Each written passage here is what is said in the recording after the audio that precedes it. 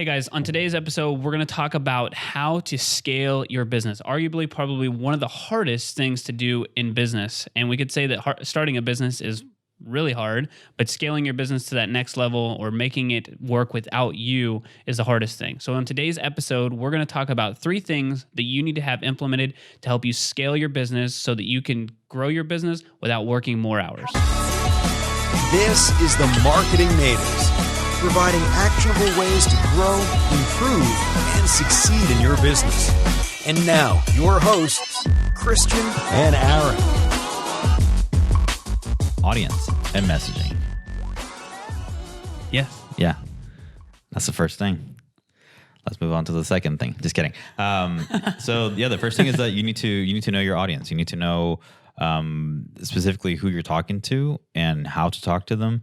It goes beyond just demographics, right? So, where are they from, what they work, all those kind of things, age, income, but also what you call psychographics, which is just kind of getting to know them and how they think. Yeah, so it's like their identities. For example, like you as Christian, your identities could be like, I'm a Puerto Rican volleyball player. Yeah. Professional runner. Pokemon card collector. Something like that. Okay. We probably want to go a little bit more deeper than that, but it could be your identity is family. So because you have an identity of family, we know to talk to you differently than somebody who doesn't have a family. Or that you're from Puerto Rico and you're probably very proud about being Puerto Rican. That's an identity. That's something that's psychographic. So we can relate to you and be like, hey, for everybody who grew up in the Caribbean, this lifestyle. Well, that's completely different than somebody who's like, oh yeah, like I'm a 30 to 50-year-old male who lives in Allen or Plano, Texas. Like you fall into that demographic, but the psychographic is what really your identities are.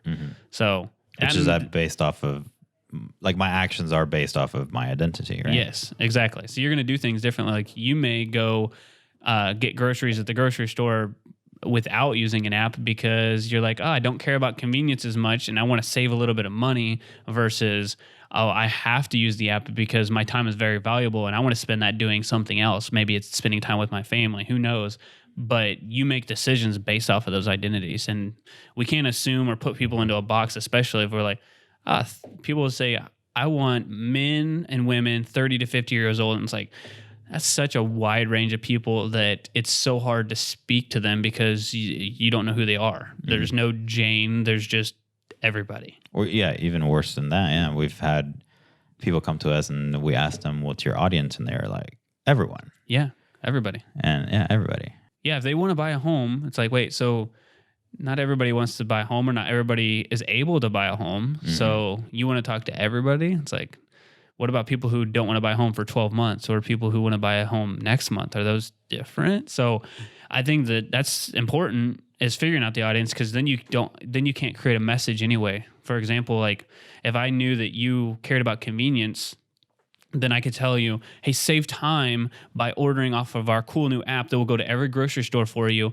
and you only pay 5% more, and you're like, wow, like that's a great offer. Versus,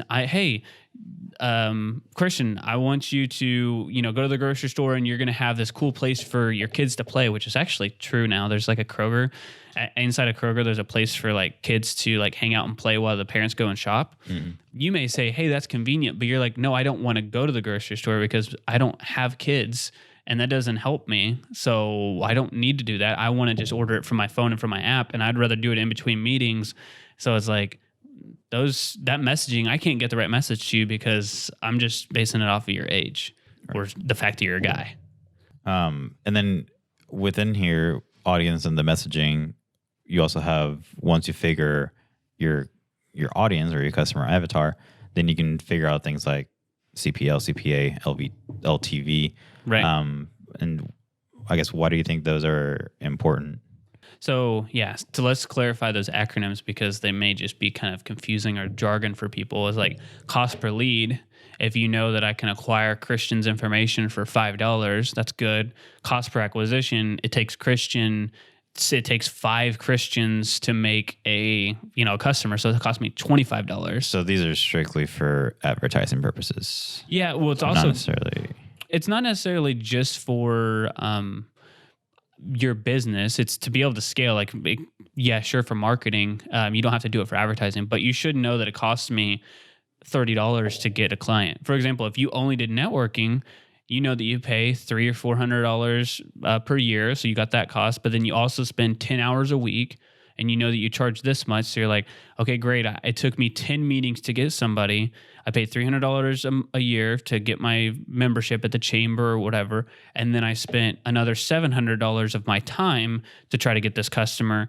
Now it's costing me, to acquire this customer, it cost me $8,000 or $1,000 to acquire the customer. So it could be for advertising, but you should also know it for how much time you're spending outside of just doing, like, getting that customer too. Like, are you meeting with people and how long you're meeting with them for, so that you can kind of put a number to being able to scale. So you should know this outside of advertising too. Gotcha. And then the last thing is lifetime value. So if I spend $1,000, $700 was time and $300 of it was paying for a membership, but my clients are only worth, like, lifetime, they only ever spend $10 with me, then it doesn't really make sense for me to go and be networking, because my time is not scalable at that point. So what do I need to do to figure out what will work? Or if the lifetime value of a customer to me is worth $20,000, I think that most people would say I'd spend $1,000 to make $20,000 all day, but how do I continue to repeat that? And you don't know what that is until you figure out these baseline numbers, which is the important part, which is why this is step 1. You got to figure this out. It's going to take time and it's going to take money to make those work, but they are the first step into succeeding for, like, the scalable part of your business. So going back, do you think these 3 steps are geared towards a social media or online marketing advertising campaigin? This is the way that we're saying that we're scaling, right? Yeah, I think to scale, you have to do some kind of advertising. Okay. Yeah, because you could scale by hiring more people, but what we said in the very beginning is without working more hours. So how can we put a system in place without working more hours to help you scale that business? And advertising has been around forever. It could be television, it could be radio, it doesn't matter. So this works for anything out there. It doesn't have to be social media, which I think you alluded to a little bit. So it could be social media, but as long as you have the right system in place, you could do it for whatever. Probably not a billboard. I don't know if that's really, maybe that's possible, but it's kind of hard to measure. But digital is a little bit easier to track. So was that clear? Yeah. Cool. All right. Number 2, content creation and automation. And automation just sounds cool because, I don't know, to me, that's like a buzzword. At least that's cool for me. But probably the hardest part for people is that content creation, doing things like a podcast or doing things like video or getting yourself out there. Any type of content creation. It could be a blog post, could be a podcast, could be a video. You have to put yourself out there, especially on social, if we're talking about using social media. But even if you did something outside of social media, you have to create the content. Otherwise, people can't find you. So I think that's just the number 1 thing, is creating the content and then automating that, which we're in the process now of, like, candidly figuring out how we can create content and then distribute it and automate that part of the process. So, yeah, when you think about automation, if we're creating a video, something that you could potentially automate is the editing. It's the creating the captions. It's creating thumbnails for the videos. The actual scheduling process, all those things, even engaging with their audience, right? You could have virtual assistants or other staff that are just, their task is just to engage and comment and try to get people to watch your videos or consume your content and engage. And I think something that's important is that it's not about how much content you create, but how effective it is as far as engagement, right? So it's not about you posting 7 times a week. A lot of business owners, I think, ask that question. It's like, oh, how often should I post? Yes. Well, however often you're comfortable with right now, you can handle, and whatever your audience is resonating with. I mean, if you have 10,000 people in your Facebook page and you never post anything, and out of the blue, you're posting 7 times a week, they might be overwhelmed about the fact that, where did this person came out of nowhere and started posting 7 times a week? So it's just whatever you're comfortable with and whatever makes sense for your business and your audience, whatever your audience is used to. And we would always say crawl, walk, run. So start small, and build your way up to something bigger. And then use automation to just fuel that expansion. Yeah. And it's also, I guess, for that content side, you're better off creating less content that's more effective than a bunch of content. And we've went down this rabbit hole before, a bunch of content that's not as effective. But if your audience is engaging like crazy, if you're and you may ask, what's good engagement? I would say anything that's above 10% depending on the platform. If it's super saturated like Facebook or Instagram, then above 10% is really good. So if you have 1,000 followers and you get 200 people who like a post, that's really good. And so that would give you a good indication like, hey, I should probably create more things like this. But if you have 1,000 followers and you get 5 people to like it, there's probably something or disconnect or something there. So you may want to stop posting content like that. But if they're engaging like crazy, then you may need to figure out a strategy to make more content happen because they're looking for it. But the automation part of it is not only, I guess, the content part of the automating, but also like how your customers come to you. So specifically, since we're talking about service-based businesses, if you can talk to everybody, that's great, but we don't want to talk to everybody. Remember the messaging, remember the audience. We want to talk to the right people, but now we should qualify them. So there should be ways or hoops or something that you should have people go through to talk to you because your time is valuable. So for you to scale, and something that we're doing ourselves is like, you have to schedule a time on our calendar, but then you should apply because we want to see we want to know about your business before we just sit down and waste 30 or 45 minutes talking to you. And then we're like, oh yeah, it's like, you make $100 a month. We're more than $100 per month. We don't want to waste your time.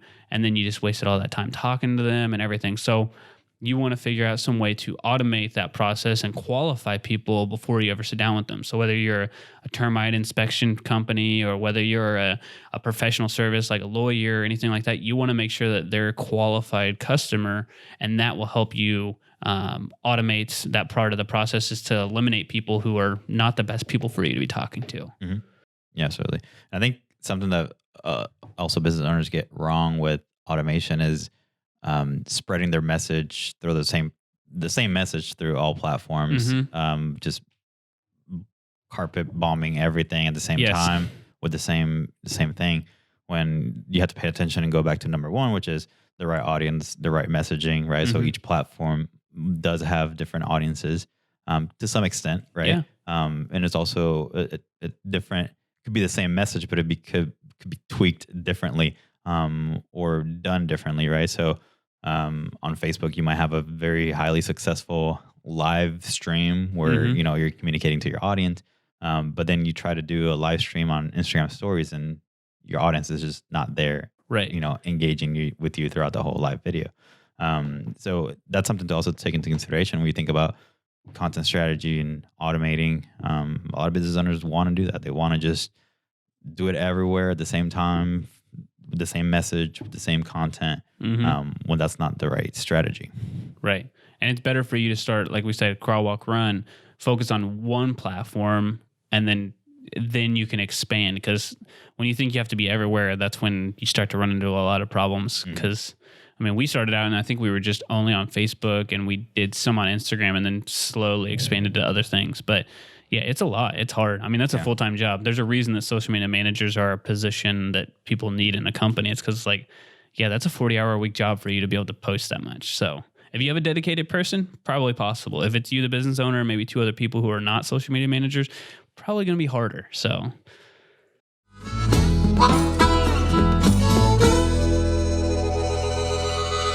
Hey, so we're going to take a pause real quick here, and I'm going to tell you about the Leads Accelerator system for your business. Everything that we're talking about here in this podcast is part of our Leads Accelerator program,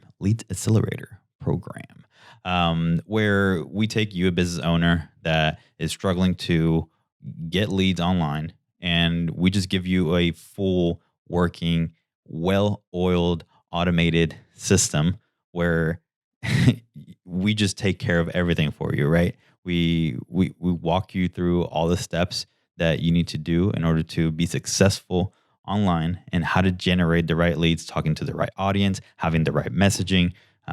We talk about content creation, automation, and lastly, we have a lot of numbers and analytics and reports where you can see where you were at and where we're going and what we have been able to do for you.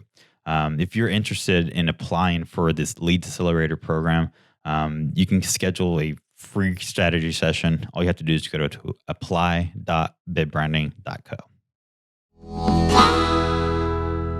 All right, we're back. And the last step here for your service-based businesses to succeed and scale your business is knowing your numbers. This is not earth-shattering, so I don't want to make it seem like it is, but we talked to a lot of business, even very successful business. I was talking to one very recently where he was a 7-figure business, but he hadn't done his P&L. He hasn't done his numbers in 2 or 3 months. He doesn't know what is going on in 2020. So we're recording this in March of 2020, and he didn't know. He's like, well, yeah, we made X thousands of dollars per month, but I don't know much else other than that. So I was like, okay.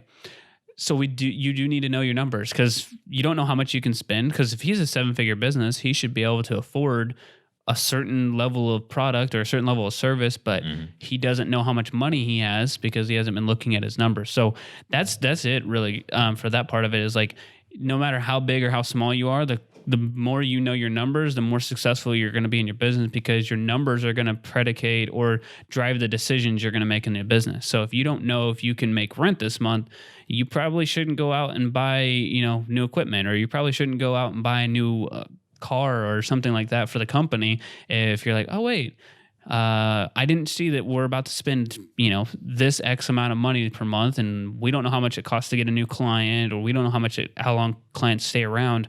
It's going to be hard for you to scale your business past that certain level. So knowing your numbers each month is crucial.